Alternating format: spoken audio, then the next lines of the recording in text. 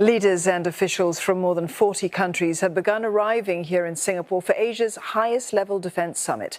The Shangri-La Dialogue this year is also expected to see more representatives from Europe compared to last year. It's an opportunity for them to talk through and resolve challenging security issues that mostly affect this region. Now, at the same time, defence deals are being inked. Singapore and China are working to establish a secure telephone link for high-level communications between their defence leaders. The Defence Ministry says it will be key in strengthening mutual understanding and trust. The US, Korea and Japan have also signed similar agreements with China. Singapore's Defence Minister Ng Eng Hen and his Chinese counterpart Li Shangfu witnessed the signing of this agreement. This is Mr. Li's first visit to Singapore. During the meeting, Mr. Li and Dr. Ng reaffirmed the commitment in strengthening defence cooperation. The pair also discussed global and regional security issues and ways to boost ASEAN's partnership with China. Mr. Li also pointed out that ASEAN is an important force in promoting development, both regionally and internationally. Turning to China's position on Taiwan, Mr. Li said the issue remains China's core interest. He says China will continue to strive for a peaceful reunification and will not tolerate any attempt by the Democratic Progressive Party to solicit foreign support in seeking independence. Mr. Li is expected to speak at the Shangri-La Dialogue on Sunday on China's new security initiatives. Australia Prime Minister Anthony Albanese is in Singapore for a three-day visit. He was scheduled to meet Prime Minister Lee Hsien Loong. However, Mr. Lee has tested positive for COVID-19 again. Deputy Prime Minister Lawrence Wong will now take over his duties. Mr. Albanese is expected to deliver the keynote speech at the Shangri-La Dialogue. He will also attend the 8th Singapore-Australia Annual Leaders Meeting, where he will discuss bilateral cooperation and regional developments with Mr. Wong. Mr. Albanese will call on President Halimah Yacob tomorrow, and a new orchid hybrid will be named in his honour.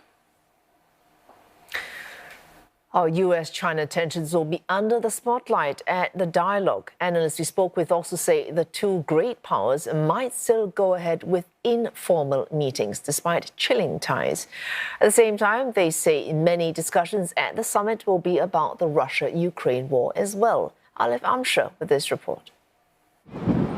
A new sign of strain between the world's powers.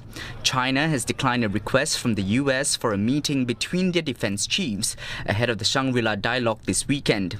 However, one analyst says the lack of a formal bilateral meeting doesn't mean both sides won't have contact.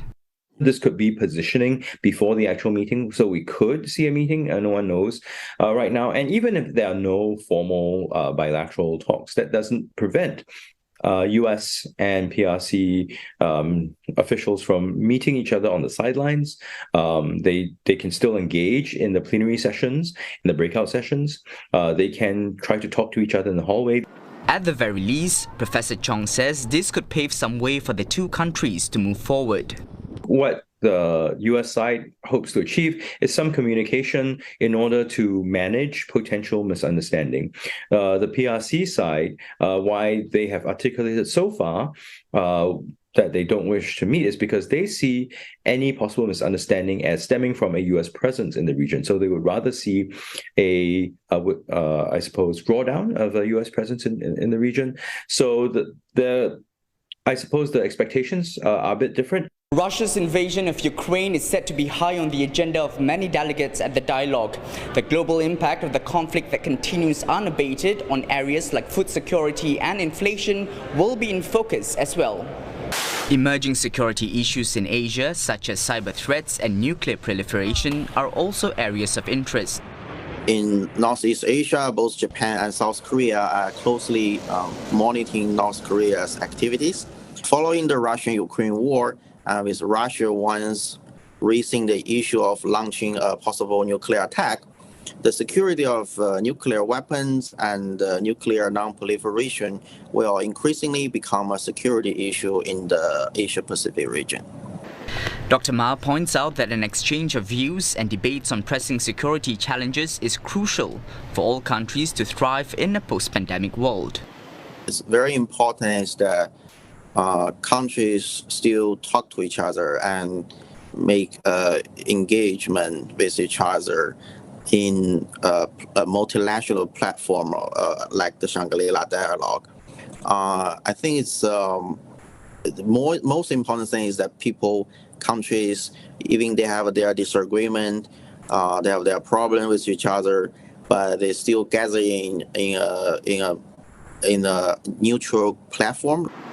The 3-day event begins on Friday.